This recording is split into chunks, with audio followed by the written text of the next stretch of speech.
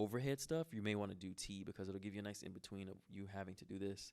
It'll make your back look weird because you're going to be already flexed. So when you put your arms down, it's going to be strange. But with this 45-degree angle on the arms, it helps because when you put your arms down, that's usually going to be the state you're in the most. You start doing your acting and all the other motions for the animations you're going to be working on. You're still going to be closer to 45 than if you were at a T and you got to bring the arms down. You're just going to make your shoulders kind of weird. But it's all preference. So, there's no one wrong way. There's just a way that people use for better deformation. That's all. So I think I'm going to leave this like this for now. And what we're going to do is I want to make sure that this calf area fits better. So what I can do is you can go to rotation and you can rotate like this to get that to fit better a little bit on the leg.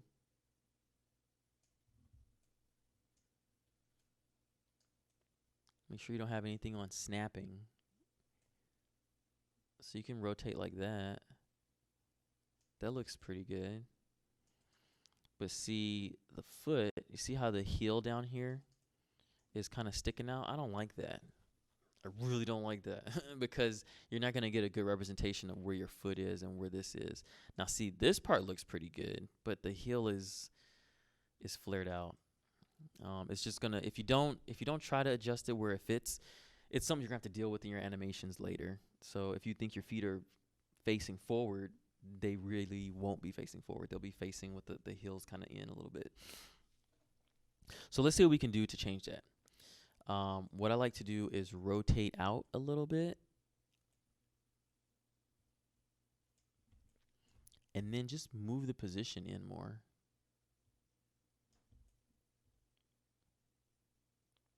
I know it brings the leg where it's like this, but your rotations are still going to be the same. And your feet are more contained in the rig.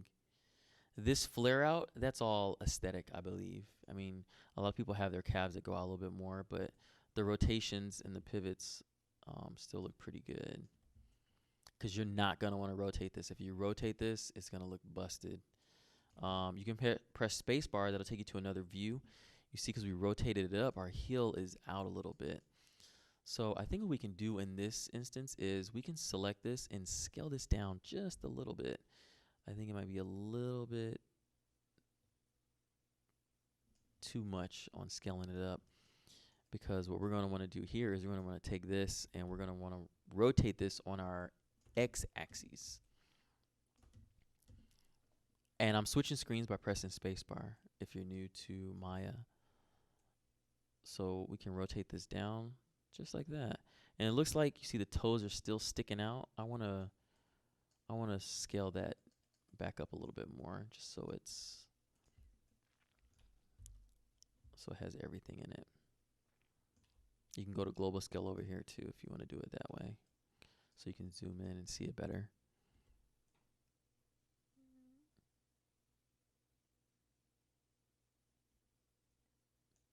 And I might want to type it in. So 1.203.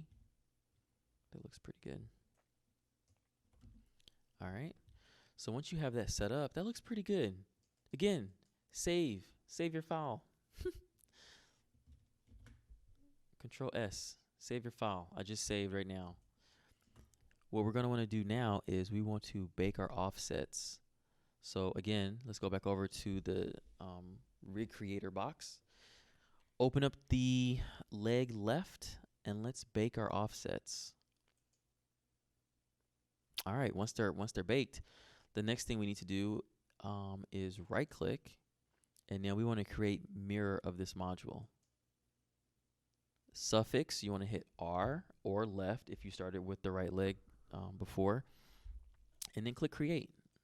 And give it a second. It's going to take its time. It's going to create a leg, and it's going to scale and move that leg to match what the other leg was. Perfect. Save your file. I'm going to say that a lot. Save your file.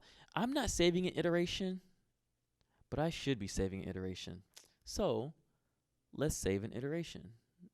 Because if you mess up, you want to be able to go back to a good point. So I'm going to do save as, And in here, I'm going to create another folder. Or I'm not going to create another folder because I don't want to deal with texture issues possibly. Let's just go underscore V for version. And then we'll do like an O, just in case you get up in the crazy 100 versions. Some people like to save a lot. So I'll just say this is version 2. And we'll just save it in the same location so all the files live in the same place. Once we do animations, we will actually create a folder and then put everything in there. But for this, since it's our rig, let's just do iterations in here. So now we have this saved. Save it again. All right, you can see the name is updated up here. The next thing we're going to want to do, we can actually go to our right leg and do bake offsets. All right, and that should be good to go. So I want to minimize these. Next thing we want to do is work on our arms. So when it comes to our arms, we are going to press the arm button down here. Same thing. Where do you want your arm to come from? We want our arm to come from spine 3. Spine 3 is going to be your chest spine up here at the top. And we're going to do our left side first. So we want to hit L as our suffix. And then we're going to hit create. So there's our arm. The arms come in at a T-pose. We will be rotating this down to 45 degrees, and we will be aligning the elbow, aligning the hand, and then aligning the fingers. This is going to take some time. You're going to want to pay attention to where the pivot points fall within the joints of the hand. So if you look at your hand right now, this is going to be where a joint is. This is going to be where a joint is. And something that people always overlook, your joint of your finger does not start right here where the webbing is. It's down here. It's in the hand. See that? So that's where your joint is. So when you start laying out the joint for your, I don't know these names by heart, but for your first joint in your fingers, you're going to want to be down here. That's where your joint is. And see this one? That's where this joint is. That's where this joint is for my middle finger. It's not right here. So you'll notice that when you're looking at certain people's animations and you're like, why do the hands look weird? What's going on there? They're not taking into account the anatomy of the actual hand. So you really want to have the joints be where they're going to be. Same thing with the thumb. This one's going to be a little tricky too, because while you have a joint in a joint, you still have a joint that's like down here that gives you this rotation. And then it's kind of free because it can move all over the place. Now, this hand in ARTv2 does not give you, I don't think it gives you the metacarpal.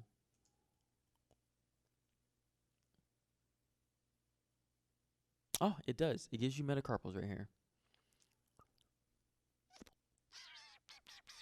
That's cool. So what the metacarpal bone will do is it will help out with if you're doing this motion right here. Right? If you're trying to grab something and you want to do this, you can bring your pinky and your thumb together. That helps out with that. So you can add that if you need to add it. Because if you don't, you can't do that, and you're going to just have it where you can just do kind of like this motion, and there's certain poses where it won't be believable. But that's totally optional. Sometimes, or most times, it's not really added when you get into game animation, because you won't really see it. Where it is important is if you're doing cinematics, or if you're doing like close-ups of the hands for any of your animation. It's going to be important to have that.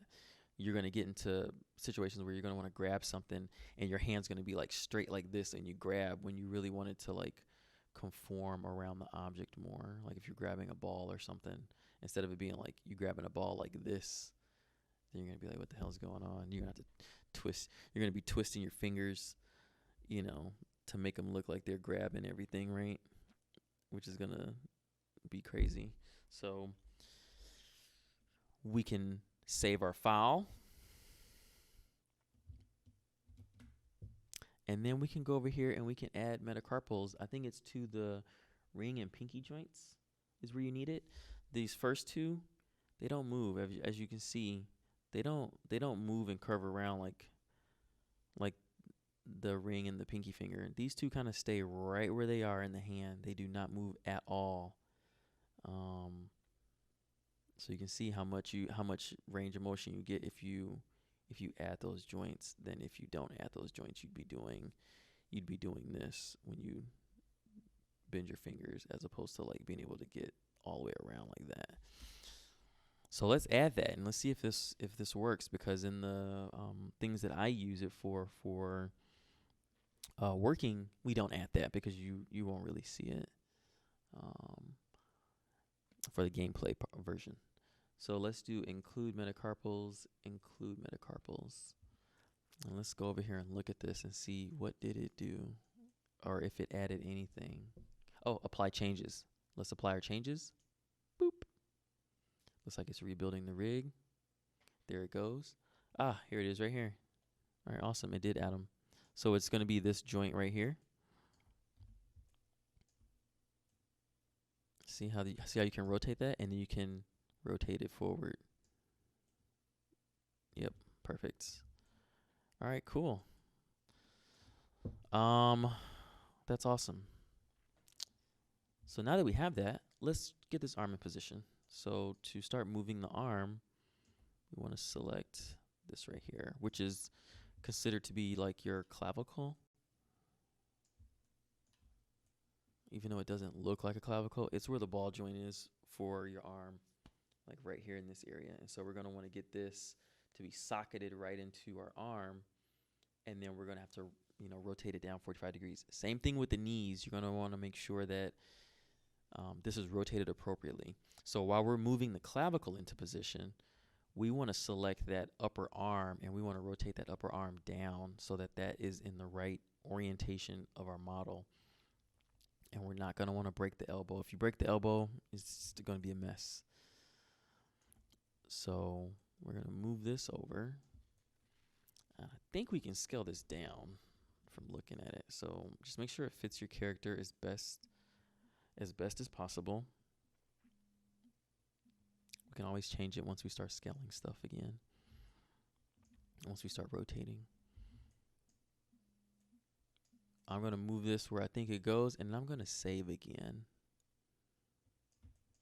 I want to make sure that this ball right here is on, let me go to front view, is on my character in the right location of where the arm is. So what you can do to see wireframe is go up here and press that. And I know this looks confusing, but what I want to see is where my pivot, because this is where the pivot is going to be. Where is my pivot going to be for my arm? So your clavicle, is going to probably be over here. If you follow the neck lines right here going down, that's going to be right here. And so this pivot for the arm, if you follow the contour, these lines right here going all the way up to the upper part of the shoulder, they come all the way up here. These blue lines come all the way right here. You want to make sure that this pivot is in the right spot. And so I think that looks pretty good. Might need to be down a little bit to bring it forward. So I'm trying to make sure that this sphere right here is kind of in the center of where that shoulder is going to be. All right, once you have that, save your file, and then let's select the upper arm. For the upper arm, you want to go to rotate, and then you want to do this on the on the Y axis. Rotate it down. Yep. Once it's rotated down, it looks pretty good. It looks like I'm going to need to scale this a little bit more.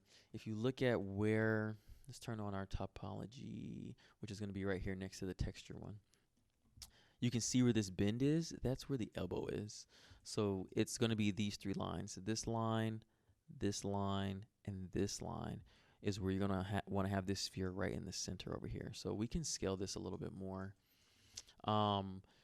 Uniform scale, I guess we can select the clavicle and scale from there. That'll be better because it'll scale everything. And we're not trying to just move the mesh of the arm. We need everything to be scaled. So let's go back,